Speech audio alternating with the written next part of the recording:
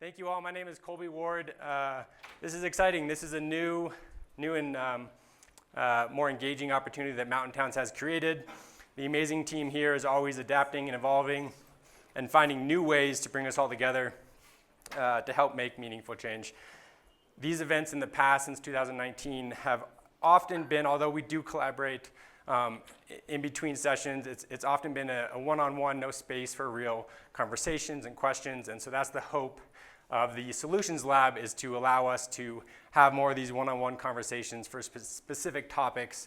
And we'll be going through 5 different presentations today.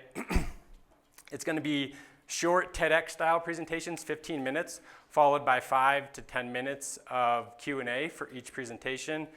At 2 o'clock, we're going to take a quick bathroom coffee break, come back for a couple more presentations, and then we're going to reserve 20 minutes at the end of this Solutions Lab. And you'll see there's some round tables for each presenting group to kind of go to. And if you have additional questions or questions that might take a little bit more time to get into, we've provided that space so that we can continue all of these continue all of the conversations. So with that, we would like to start with the first group from Blaine County of Andrew and Eve. Before they get started, just a couple fun facts to get going. Andrew's mother grew up just around the corner from Bob Marley's Hope Road compound near Stony Hill, Jamaica. And he has ridden his motorcycle almost all the way around the world. And Eve, she's stood on the Earth's point closest to the sun on top of a volcano called, please? Chimborazo in Ecuador. And she also went to school in Switzerland and has dual citizenship. So with that, Andrew and Eve.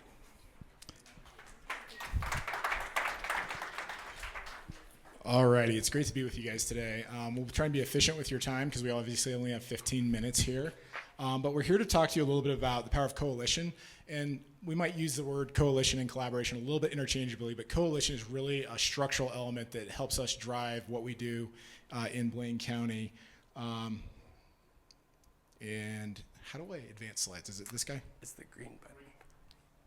There we go. Okay. So start with a little background and context here.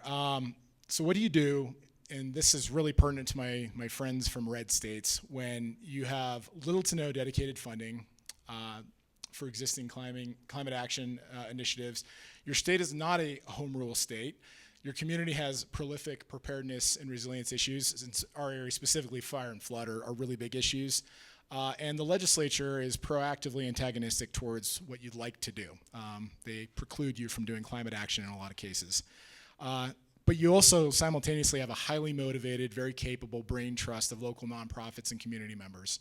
And the what you do is often anchored in the what you can't do first. And so there's some challenges that we've experienced. The most prolific, if you watch the Idaho News, is House Bill 287 from 2.5-3 years ago. And the language you can see right here that I highlighted articulates how this is maybe different from our friends in Colorado who have supportive language in statute. We have the opposite in Idaho in a lot of cases. And that's not to complain, it's just the matter of fact. And it literally precludes you or preempts you, the home rule discussion here, if you're a city or county or unincorporated or incorporated area, from doing any sort of, in House Bill 287's case, any sort of energy-related requirements over and above the Standard Energy Code, and we got locked in at 2018 standards, and then they gutted that with building codes as well. So it's extremely limiting. So what do we do here at the end of the day? Some of the themes of what we do and why we do it are associated with fidelity for statute. We have to pay attention to state law because as a local government, it would be foolish of us to go out and be antagonistic towards statute and the legislature, so we try and build coalition around that. We have to be a little bit creative and really lean into the market. And so market-based solutions for our money are the ones where we own a certain portion of our climate action plan and what we'd like to do, and the community owns the rest. And we're very decisive about what that looks like. We have a heavy focus on resilience and preparedness. So the narratives that we utilize are very focused towards resilience, fire mitigation, things like that, things that are used in other spaces in state and local government, rather than explicitly climate change. But we do openly talk about climate change in Idaho, just for the record. And then we also talk about the triple bottom line, being very mindful of ensuring that our planning strategies are really anchored in environment, economics, as well as social components. And we work closely with our state agencies as well. And then, as I mentioned, we have over 300 nonprofits in our area that we lean heavily on. So a little bit about the structure. We have 112 partners in what's called 5B CAN. So that's the Blaine County Climate Action Network is what that stands for. 5B is our license plate, if anyone's curious. It doesn't make sense to anyone outside of it. It's a hyper-local thing. But it's all the cities in our county, the Ketchum Sustainability Advisory Committee, cities of Haley, Bellevue, Cary, and Sun Valley all get involved on some level or another. And the politics in each of those municipalities is a little different. So we have to be very mindful of what their appetite might be for some of the things we're looking to do versus others. And so we have stronger support for some features of our climate action plan in Haley than we do in for instance, Cary or Bellevue in some cases, but we still leave the door open across all channels.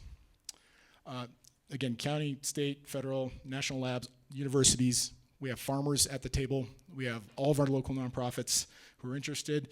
High school students, Scott Runkle, if you want to raise your hand, if you don't mind. I'm going to call you out again. Scott brought 3 students from local high school here today, for this conference, and so these people are really plugged in and really care greatly about what we're doing. So I'll punt over to Eve to speak to the focus areas. So our Climate Action Network is broken down into 4 different task forces. So we have our Land, Water, and Wildlife Task Force, Land Use and Transportation, Clean Energy and Green Building, and our Solid Waste and Circular Economy. The task force was established to create our Climate Action Plan. And so those task forces became the 4 focus areas of our Climate Action Plan. Within the plan, we have 15 goals and 57 actions, which is a lot of actions. However, as we mentioned, our coalition is extremely important. So the county only owns 30% of those actions.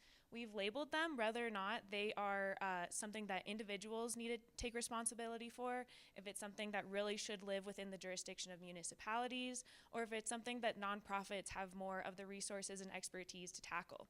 The point is, we're all working on it together. We have a shared vision and common goals, but who does it is dependent on the actual action itself. So as we were going through our planning process and with workshops throughout the task forces, it became abundantly clear that we needed to account for all of the incredible work that was already being done throughout the county. So we did an extensive literature review that became the backdrop of our climate action plan. So for each different focus area within the Climate Action Plan, the chapters are laid out with a vision for that focus area. So there's a vision for the Land, Water, Wildlife chapter, and then it'll have an overview with baseline conditions of all of the work that nonprofits, municipalities, the county, private businesses, everyone who has a seat at the table has already been doing. And the point and benefit of our coalition is that we're really creating regional cohesion. And so there are all these different efforts that were already being done, but often they were happening in silos. And so we acted as a way to bring everyone together to do the accounting of everything that's been done. Then we can, through the workshops, figure out, okay, this is what we have, this is what we want. And the task forces were able to create the vision. Through the vision, we then were able to iron out the objectives and goals and then the actions. And then it became clear, again, as I mentioned, that we can't do everything and they can't do everything. So we needed to work together. So that's how that labeling happened. And then last but not least, accountability is super important. So we have our greenhouse gas emissions inventory for the entire county, and that anchors us for mitigation actions. Of course, we're all working to reduce greenhouse gas emissions, but climate action plans are really community plans, and they impact the community in more ways than a greenhouse gas emission. Your local business owner isn't going to be paying attention to whether or not the total county's greenhouse gas emissions are changing. They're going to notice if there's housing available for their workforce. They're going to notice what the traffic is like, how many cars are on the road. So we found 25 different key performance indicators that are existing data sets. So we didn't want to be like, oh, this is a great indicator. It'd be awesome if we could be able to measure that. No, we nixed that. We focused on data sets that were available. So we have a lot of data from the agricultural census. That data is updated every 5 years, so we can't measure it every year, but every 5 years we can see how many cover crops are being used within our county. We can see how many acres of monoculture there is, right? They measure that, and so we'll take that data. And so the KPIs are really, they allow us to measure all the different ways that climate action is impacting our community, and it helps bring people into the conversation if they don't want to just focus on carbon.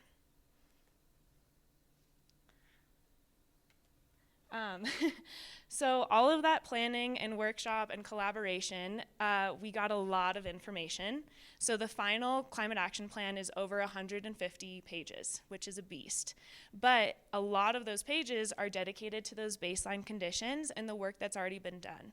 This has been super helpful in the past when applying to grants or just generally needing to reference something.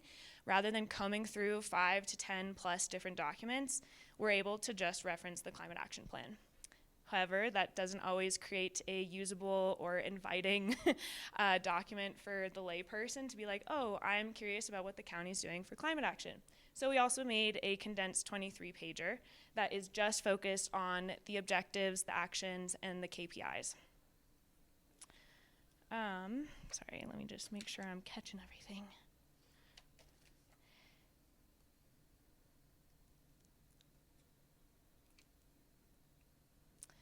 So after we adopted the Climate Action Plan in 2024, we did not want to lose touch with the task force. It's an incredible brain trust of passionate and knowledgeable individuals and businesses.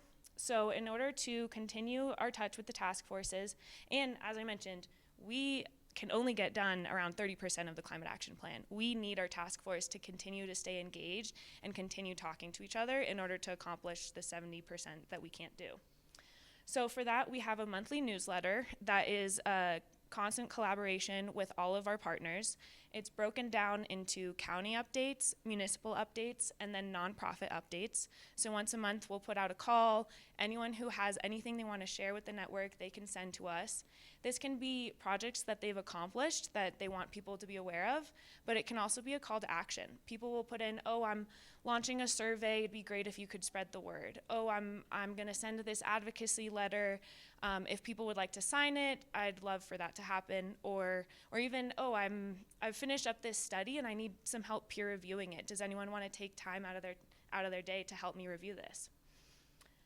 So in addition to the monthly newsletters, we have our quarterly meetings with the entire task forces, and this has been super helpful in order to maintain that face-to-face touch point. In a digital world, these are hybrid, so you can stay digital if you can't attend, but we do encourage people to come in person, and in a digital world, I feel like that's really helpful to maintain and foster these relationships. And at the end of the day, it's the relationships that help us get everything done. So we have 4 in-person hybrid meetings every year. And in addition to those, we have monthly meetings with the different municipalities. We help facilitate the Ketchum Sustainability Advisory Committee, so we're always at those. We have monthly meetings with Haley staff, with planning staff throughout the cities and within the county.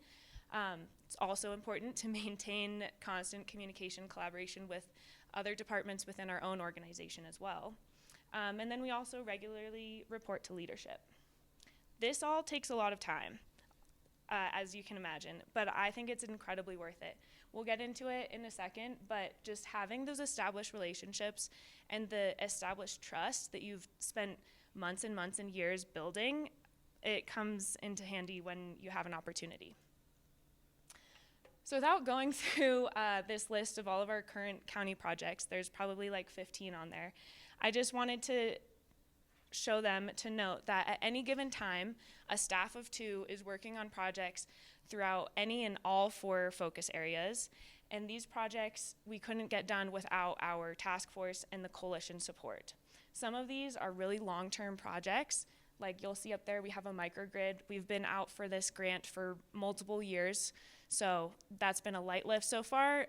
If we get it, it'll be all hands on deck. Other of these are acute projects that we can just whip out really fast.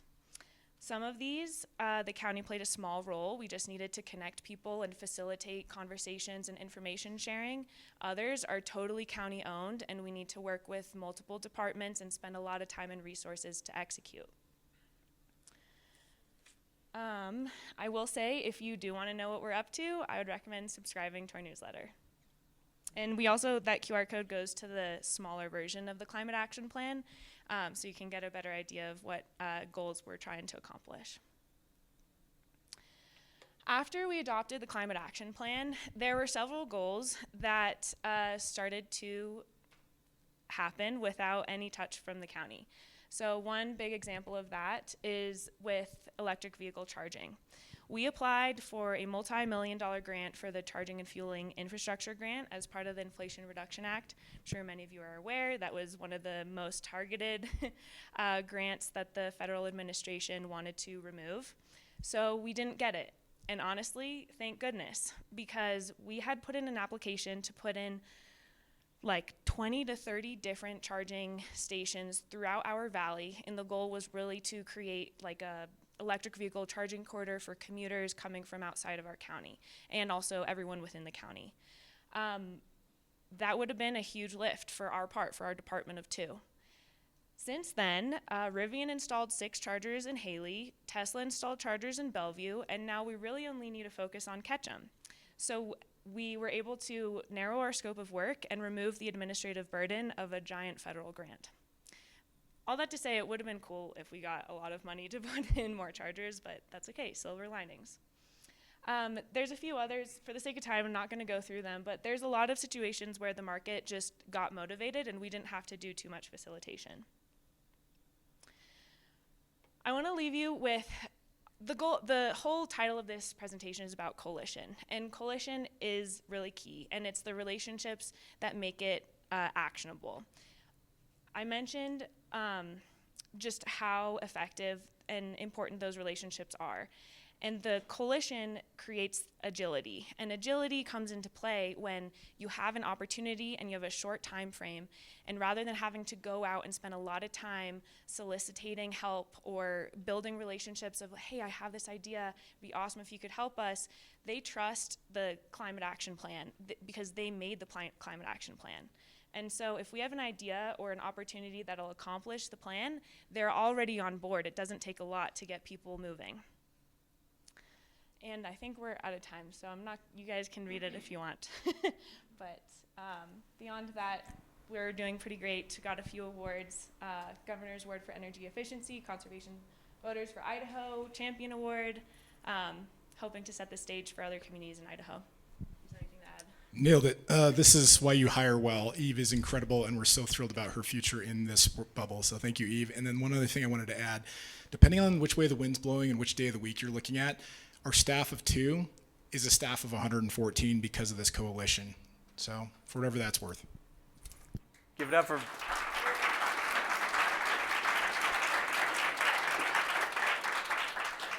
And at this point, we do have 5 to 10 minutes for any Q&A. Feel free to just raise your hand and stand up and shout out any questions you may have. There's a question over there.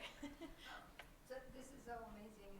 How, in terms of reporting, like, who are you 2 responsible for the reporting with this huge coalition? So even though you're doing everyone's doing different actions, you all are doing the reporting.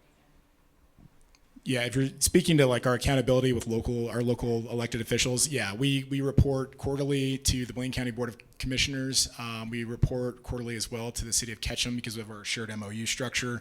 And then even I tag team a variety of community meetings with other municipalities, planning groups, things like that, to make sure that we have a presence there. One thing we didn't go deep on was the fact that our climate action plan, entirely locally produced and driven, is also a very central feature of the City of Haley and the City of Ketchum's recently amended comprehensive plans. And so this is being baked into broader strategic documents throughout the region.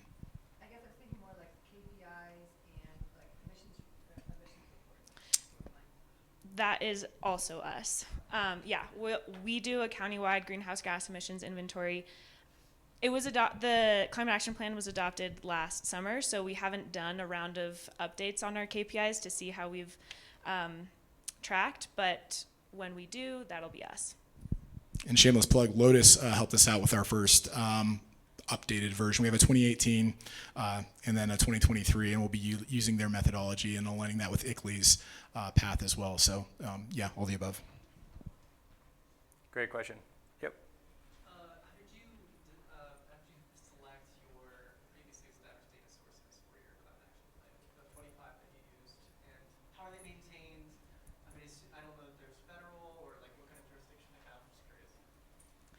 Those were mostly from our literature review of our baseline conditions that I mentioned before, just the giant background information. With it, we combed through so many documents, and a lot of the documents had those data sources that they had already found. So if it was a document on housing availability, the housing experts found the data sources for us. We didn't have to do that big lift, it was laid out for us. So mostly through that, then on some other random Googling and researching, but yeah. And data reliability is pretty vital in this. A good example is the ag census. It's updated every 5 years, but with current federal trends, who knows what that's going to look like. And so we try to operate with fidelity for what's going to be long-term available, long-term reliable data. And some of the federal data, we'll see what happens, but so far we think it's going to be reasonably intact in another couple of years, hopefully. Fingers crossed. I'll cross my fingers, but I refuse to hold my breath. Any other questions? Yep. Hey, my name's Jessie Hook. I'm in Taos, and I manage the Destination Stewardship Network. It's very similar. We had a plan for destination stewardship, and now we're trying to take this network approach to advancing about 117 pages of a plan, so not 150, but still. I'm curious if you can speak to your process around incentivizing collective action. You said that there was a big part was people being part of the plan initially, but yeah, if you could speak a little bit to those like incentive structures to people participating in advancing this work. I'll jump in there. So there's sort of the baked-in natural community incentives, I think, that exist. An analog for this last summer, we had a hyper surplus of requests for internships with our department, our little tiny department. And so like our GIS department is like, well, what the hell? How come you guys have so many requests from these really bright and capable people? We had a place scholar from Senegal who was doing some work for us on agrivoltaics and local community solar and community gardens. We had another student from Ohio who came in and did a brilliant job working on elevating our composting with Eve and our colleagues in Ketchum. And so the people's angle or want to be a part of this, especially in these kind of challenging times, we've seen it be, at least in my experience, elevated. And so as far as like creating incentives for people to come to the table or jump into the coalition or participate, those are sort of natural, and they're, I think, associated with the things we see every day, traffic congestion, lack of housing. We have a very caring and committed community in Blaine County, and so the folks show up because it's the right thing to do most of the time, and they see the effects of fire and flood on the local economy, on local healthcare metrics, on mental health metrics, on the ski season, all the things that come into play. And so it doesn't take a whole lot on our end to have people thrilled to step in and want to do something. I don't know if you have anything to add, Eve, but we haven't gone especially out of our way to create incentives. We've just tried to create an easy button structure where people can participate. They can remain informed through our newsletter. Again, shameless plug, sign up if you'd like. And then it gives us those accountability metrics so they can see the things that they really care about playing out in real time. I'll also just add, Andrew mentioned our solar garden project we had an intern doing. We partnered with 2 different nonprofits for that. And when this intern came to us with kind of a vague idea, our first move was to reach out to those nonprofits and see how we could make it work for all 3 of us. So it was really involving them at the beginning so that they are motivated to help out. I'll also add, a lot of our actions are kind of vague, which is simultaneously frustrating and also allows us the flexibility to make it work for everyone. And since everything is changing constantly, both in the government world and in the nonprofit and in the business world, it's allowed us a lot of flexibility to just tailor things to what's available, to the opportunities and the momentum at the time.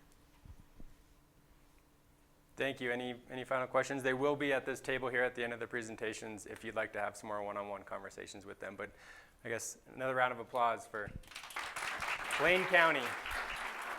Thank you.